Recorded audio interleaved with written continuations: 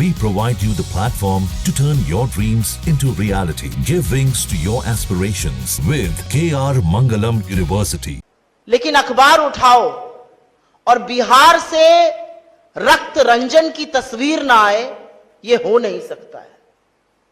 2025 का ये वर्ष है।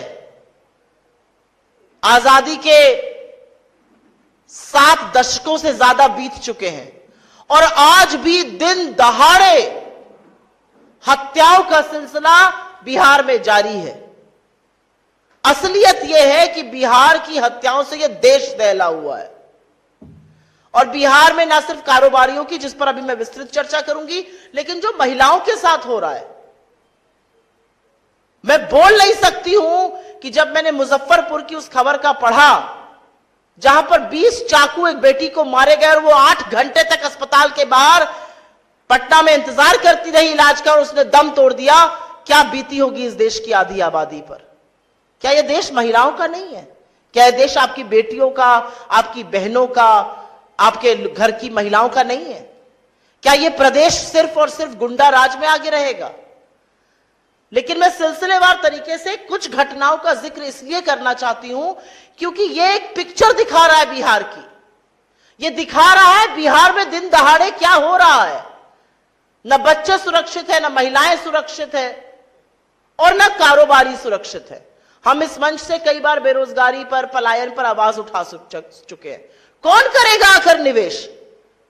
जो नौकरी बनाने वाले लोग हैं, जो धंधा पानी करने वाले लोग हैं, अगर उन कारोबारियों को चुन चुन के मारा जाएगा और सरकार हाथ पर हाथ धरे बैठी रहेगी और दिन दहाड़े बिहार में रक्त रंजन होगा, लहूलुहान होंगी यहां की सड़कें, तो कौन आकर करेगा निवेश बिहार में?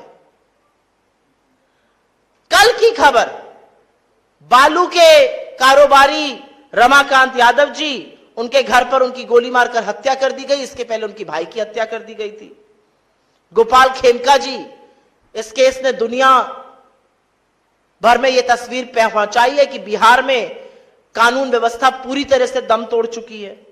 मगध अस्पताल के मालिक, जिस तरह से उनकी गोली मारकर हत्या हुई और उससे पहले उनके बेटे की हुई थी।